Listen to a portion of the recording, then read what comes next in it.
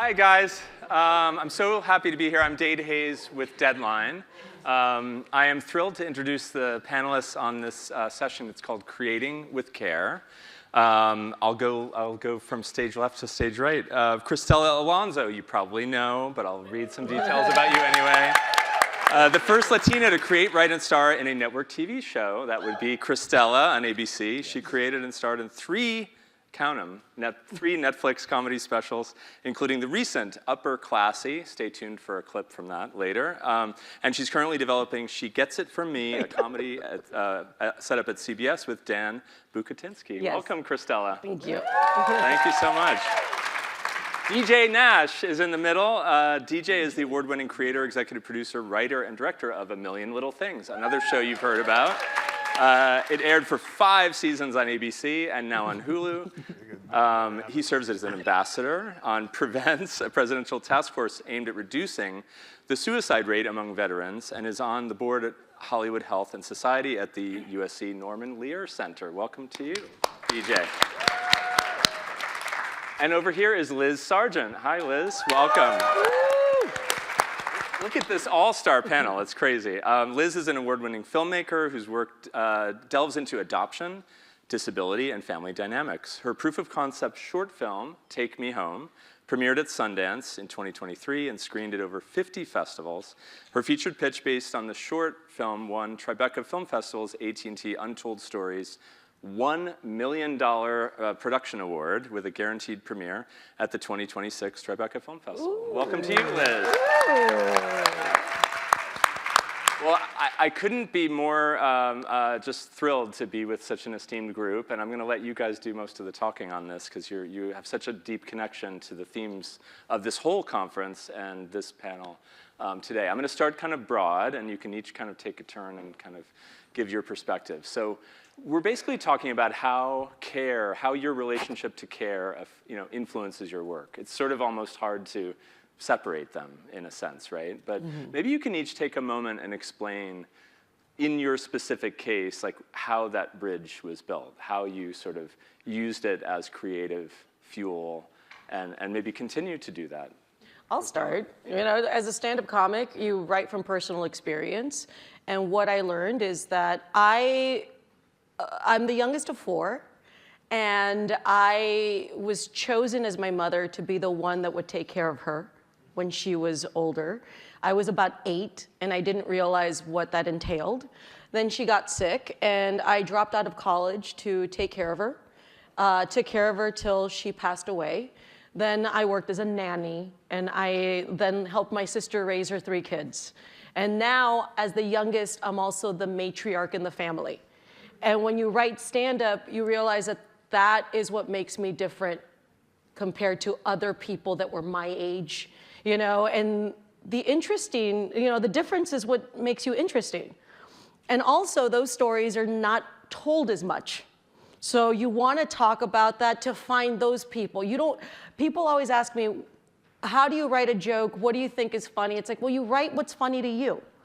And you let other people, you can't write what you think people are going to laugh at. You write your truth.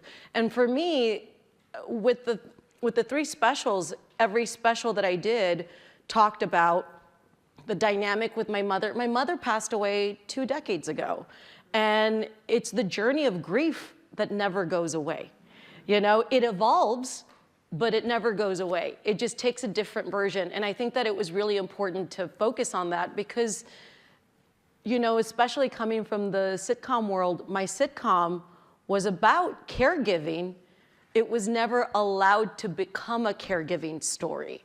I wanted the people to find out, to be invested in the family first before you get that moment where you have to become someone's caregiver, because I've said this before, you never know when that moment happens. And when it happens, it becomes your life. But in order for people to be invested, they need to know and care about these characters. And the show was canceled before we got that, but it was this journey of family and connection because I'm Latina, but everybody's got a family. If you have a family, you might relate and understand with what I'm talking about. DJ, I know, you hypnotized. That's pretty good. That's amazing. That's pretty good. Yeah, great. Follow that, DJ. Okay. Follow that. Well, you cover They said there would be Kleenex back there. I might need it. Where is it? Okay. I met the most amazing man I'll ever meet in my life when I was 30 seconds old. My dad was blind, and he went to law school. He put 5 kids through college. And yeah, do you have any idea how hard it was growing up with a dad who was a blind lawyer? I'm sure you can do it. I'm a blind lawyer. I couldn't complain about anything. I went to law school. Dad, I'm having trouble with my book report. I went to law school blind. Okay. I'll go give it another crack. But truly, from the moment I could walk, I was guiding him. And so my North Star, who is my hero, and in my mind, he's always 10 feet taller than me, it was my job to help him find his way. And yet, I never, in doing that, wanted to take away from his masculinity, his fatherhood, all of that. So I think from the moment I can remember, me being good was me taking care of someone. And that was equated completely. And in school, it was always there was a new kid coming to school, DJ, you should be that person's buddy. That was how I got acceptance, that's how I got love, was because I did that. And so in A Million Little Things, just to bring it to that, which by the way, I'm so grateful to A Million Little Things because it means I get to be on panels with people whose shows I love, so that's very cool, and whose movies I can't wait to see. That was a show about found family and about a group of people who lost their North Star and who had to, you can get through anything in life if you have the right group of people around you. And so that idea of found family and that idea of, it's gonna be hard days, but if you surround yourself with the right support group, you can get through it. That show is just me changing some of the character names from the people I know. Mm-hmm. Wow, so interesting. Your turn. I mean, it is very similar to both of you. I would say 30 seconds in as well. I was adopted, and I feel like somewhere in the back of my head, immediately you start thinking about the systems of care, who's able and allowed to care for people, right? And I was adopted to white Midwesterners in a suburb of Chicago. They had 4 biological kids and then adopted 7 more. 6 of them are Korean and several have different disabilities. And I'm the middle child, and so I always think of myself as the youngest of the oldest and the oldest of the youngest. And so I grew up taking care of my siblings, and that was just natural. I never even thought of it as caregiving. I thought that was just how a family worked, looking out for people. Letting them be their unique selves. Like my parents always let us go wild. Like there wasn't, there were rules, but I don't know. They really celebrated our individuality, So yeah, but I would say my sort of move into, I studied modern dance and experimental theater in New York, and my move into making films was because I started really thinking about my independence as an artist, if it was just sustainable, and the future for my siblings, who, for my parents as they aged, and also for my disabled siblings and what was gonna happen to them and what their future would look like, and how I would be involved and where my independence was. And so there's a bit of with your show too, a bit of multitasking of this is the thing that I'm thinking about, this is the thing that I know really well, and so sort of exploring it through the work. Yeah, I mean, what's interesting is how many layers there are, and what all of you, it's not just a monolithic one issue. I mean, you cover a lot. A Million Little Things? Streaming now on Hulu. Streaming now on Hulu. If you stream it, I get 4 more cents. Wow. That's not the first time you've done that. Literally the first time I've done that. I've had it done to me many times, but it's... He's wearing a Million Little Things sweatshirt in the totally. backstage. Don't be fooled. You know how much I Well, I had to buy one for everyone. Good setup, okay, DJ, because we're going to start with you. We're going to start looking at some of the work here to try to, kind of augment the conversation. which I think is good. Yeah, we got a screen here. Okay. People like to see clips. Let's do it. Let's just stop talking about it. Let's actually watch it. No, the thing that maybe coming out of the clip that we'll talk about is kind of, the idea of elevating caregiving. It's sort of an interesting balancing act, right? Because you can't be too explicit. I mean, I was struck by what you just said about being allowed to, we all know that there's a lot of, bosses on all these shows. So the idea that coming at it explicitly maybe isn't always possible. But I'm sure you found your footing in that. I'd love to kind of show a clip of A Million Little Things and then maybe hear you describe how it evolved. Like, was it more direct when it was on paper and then you had to find a more nuanced way? Do you want me to set it up or yeah, yeah. You could set up the specific clip if you like. I hope it's the same clip. Okay. My dad, at the end of his life, had dementia. So when you're blind, the biggest crutch is your memory, and then he lost that too. So I remember there was one time when my dog had passed, and my dad was older. He had so many guide dogs that had died. I was like, I'm not going to mention to my dad that Abby died, but I just need to hear my dad's voice. So I called him up, and I was like, "Hey, Dad," and he goes, "What's wrong?" I was like, oh, and he just knew. Like, even though he was never the dad that you would picture, but he was the perfect dad. And so he knew how to be there for me. And at the end of helping me through this, he was like, "There's nothing I'm going to tell you that's going to make this feel better. She was family." He goes, "Was it a cat or a dog?" Which I thought was like, oh my God. So he gave me like great advice and a laugh, which was amazing. So and at his funeral, I told that story, and I said at the end, "Was it Mom or Dad?" In this clip, yeah, thank you. In this clip, this is between Rome and Walter. Walter is Rome's dad, and he has early stages of dementia, and we talked about depression, and specifically depression in the Black community and how it's not as discussed. And at the early parts of our series, Walter doesn't understand why his son needs antidepressants. And as hard as Rome's journey is, it's made more difficult by the fact that his male role model doesn't support him. And this was the last scene they have together in the series. And Rome's come there because he's had to say goodbye to his best friend. I hope it's that clip. Oh. And the Kleenex. Oh my God. Oh. Man, we need more time on that one. That was wonderful. Oh yeah.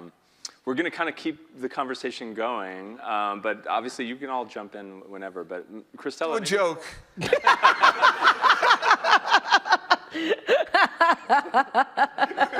I'll wait.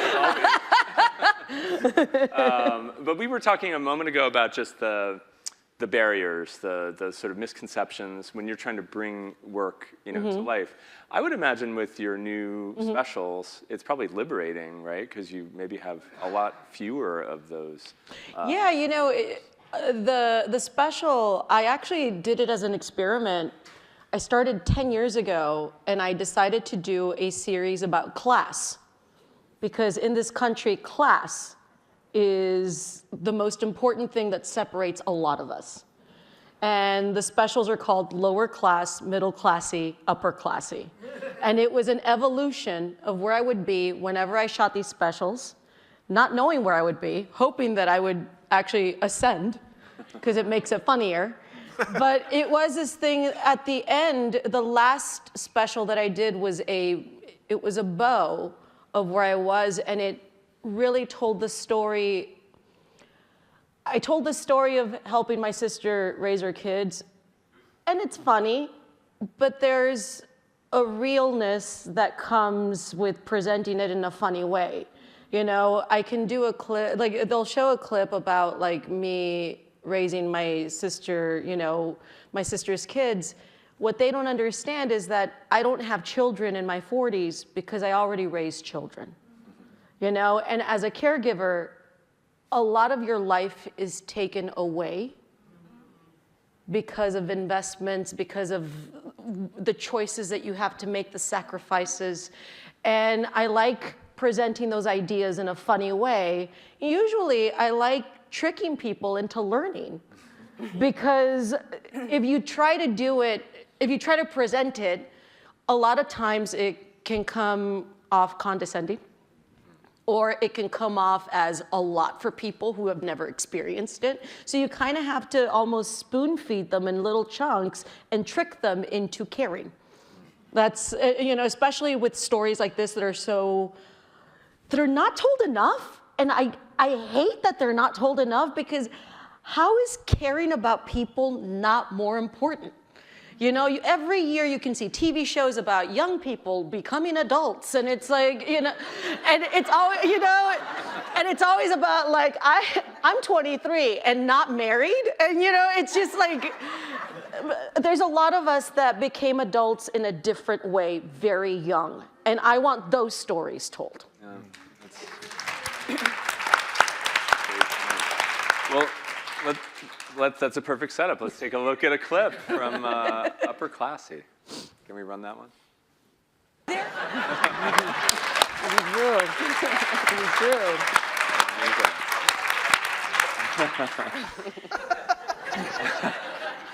They don't tell you how, like, they have personalities. Everybody always makes a big deal about the first day of school, but nobody tells you about the second day of school.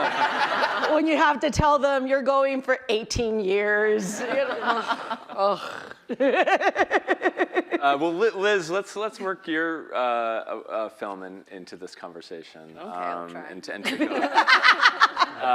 no, because you, as you alluded to earlier, you brought a very interesting background to the filmmaking process. And it seems like, from what I understand, it was quite intentional what you were out to explore. There was you were not backing into these issues. It was quite direct, right? Yeah, yeah. So I guess just, before we take a look at some of Take Me Home, maybe talk a little more about your creative process in that way. Like, you talked about your background and your upbringing and your experience with adoption, but to make that leap, I mean, you had done other forms of art, but like, why did it seem like it needed to be a film? Like, what compelled you? Yeah, I mean, it was what I was thinking about. It was a human story, These were people, I didn't want to make it abstract. It was like the big emotions I was having were in these intimate interactions, just like the work that you're making. It was just the only way I could be an artist was to also, because my life was taken over by trying to become my sister's guardian early so that it wasn't a disaster later, by trying to force my parents to give me power of attorney just for protection, by helping my other siblings sort of become adults and to get even just their disability, just getting their passport for them. It was a full-time job. And so I felt like I owed myself something too. I'm a creative person, and that's sort of how the work developed. But as I wrote it, it was like a lot about me, and it wasn't interesting. And I found that the more interesting story was my sister's perspective, Anna, the youngest. So the film is actually distilled. It's just Anna has a sister and her parents, because the whole family is too much. That's a series. Too many people, too much. It's just casting. It's a lot. But the process, my sister has various disabilities. She is her own person in that way. But one of the things is she has very little short-term memory.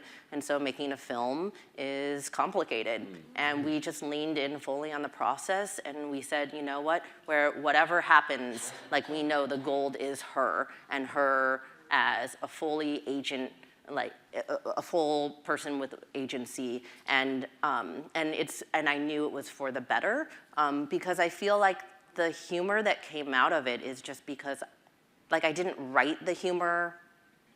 Yeah. It's like, if you allow someone to be a full person, they are also funny. It's not just sadness. It's everything. So.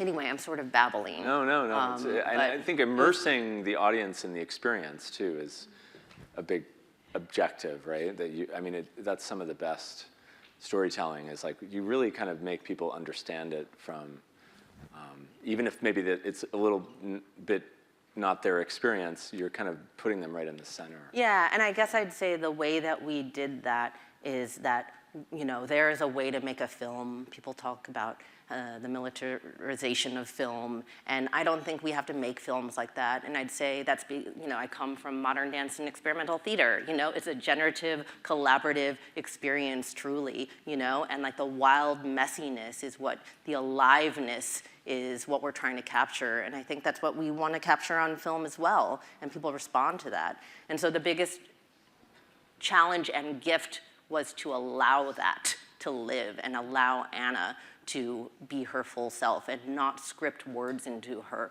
and to like let the pauses between the way she speaks play out and force the audience to lean into that.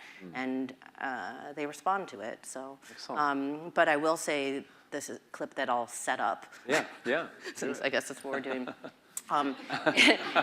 Is a doc. We also did a bit of a doc while we were making the film. And I will say it was a hard experience. It was Orlando in August. It rained almost every single day. It lightning almost every single day.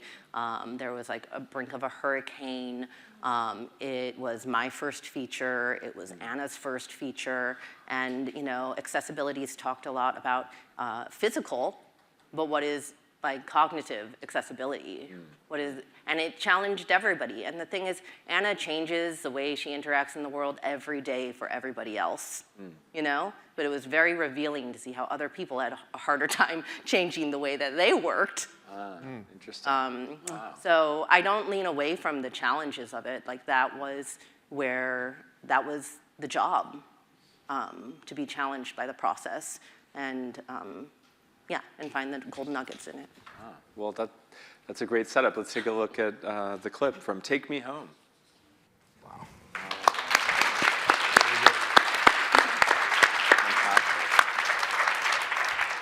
And you were just clarifying when the lights came down that was the behind-the-scenes documentary. Yeah, we saw a short clip earlier. Okay. And that's from the movie. That was a work in progress. Okay, fantastic. Can I just say, one thing that really sticks out that I think is so important to talk about is being able to tell stories, you mentioned it, being allowed to have personalities.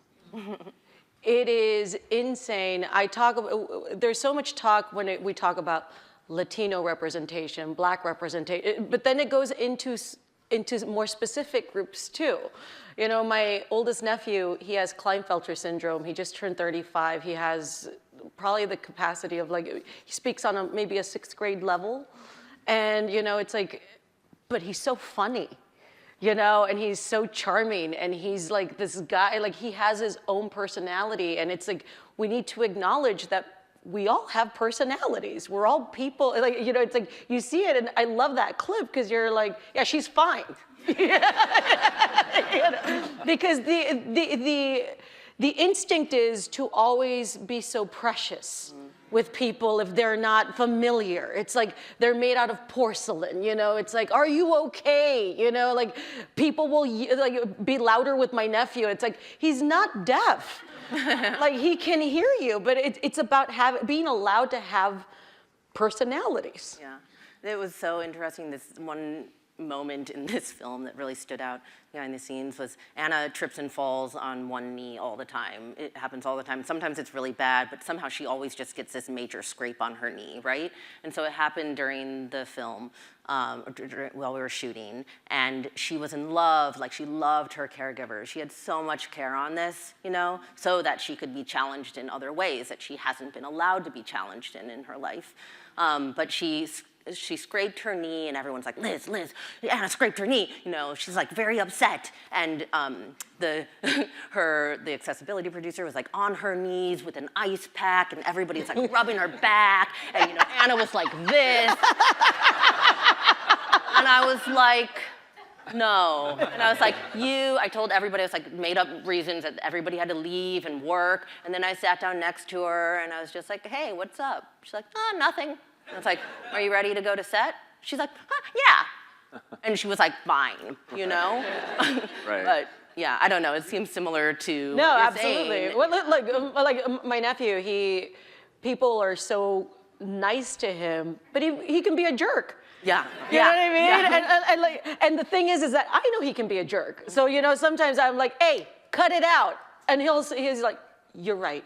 Because he gets away with it, but yeah. My dad being blind was like the 12th thing wrong with him. Like, it was like, maybe it's the first thing you saw, but he's stubborn, he was an ass. Yeah. Absolutely. That complexity is so fascinating because there's certainly a societal, I think all of you are pointing to something that's societal. But for the purposes of this conversation and why we're here to talk about the creative side of things, do you think it's actually becoming a little more hospitable? I mean, the industry, do you feel like there's room and support for portraying these complexities, or are we here today, are we at this conference to kind of like issue a call to arms? Like, do you think it's time to just like really get serious about that? I did a panel yesterday that talked about social media and community. And I think that with the uprising, the presence of accounts of caregivers, people that are sharing their stories online, I said it yesterday, it's important to normalize it. It's important to have these languages. It's important to put it out in the vernacular and make it everyday language. I think that with the presence of creators that might have disabilities, that are caregivers, you tell the stories and make them more common. So I think that there is room for them to be introduced more in the mainstream, but I think that social media has to do a lot of heavy lifting right now because a lot of the industry, look, we all live in bubbles, and if if it doesn't fit in your bubble, a lot of people don't even think that it's real. So you have to, I think that with social media, I think that a slow move, but I think we're going in the right direction. I have to say that ABC let me do a show about suicide on network TV. It was suicide, depression, male breast cancer. We did trans stuff. We did an abortion episode before it was illegal. We did it after it was every time I asked them for a PSA, we did one for RAIN, we did one for Stop AAPI Hate. Like they let me tell the stories that we wanted to tell. They let us do that. And so, and it moved the needle. I think I heard from the people at ABC who are in charge of where ABC spends its time and money. Before A Million Little Things, they wouldn't talk about mental health.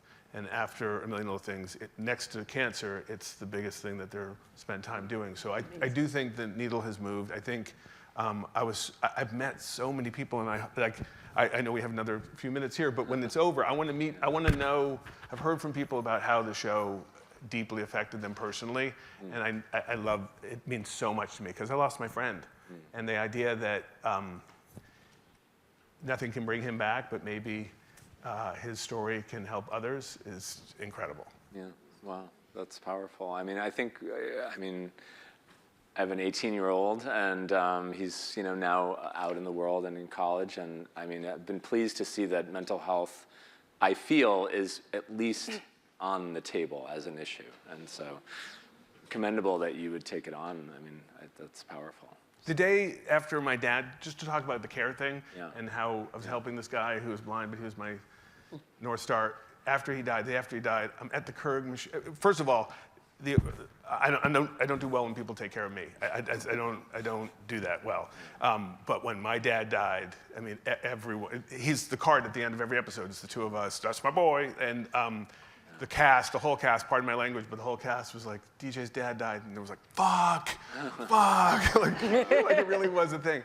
And the morning after my dad died, my son comes, I'm making Keurig coffee, not a promo, just, the delicious.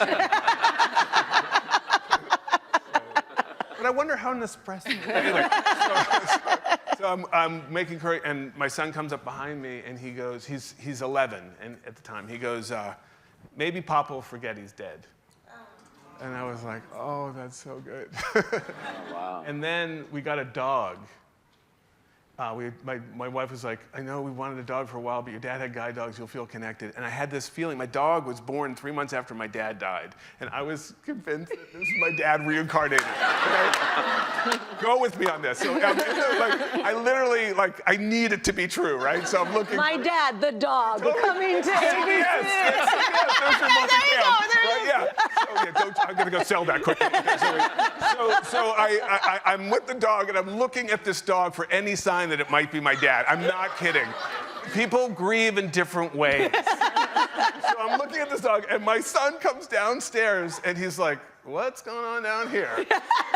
And I decided that I wasn't gonna hide my grief from him. One day I'm gonna go and he's gonna need, so I said, all right, okay. Do you think there's any world in which... Yeah, you're right, maybe a live audience. Yeah. Do you think there's any world in which Papa is Milo reincarnated? Ask me that question, I'm gonna tell you what Griff did. You go say, ask me, is there any world in which Papa is... Is there any world in which Papa is... Milo. Milo? Reincarnated? Wow. Well, that depends. How much did Papa like to lick his own penis? That's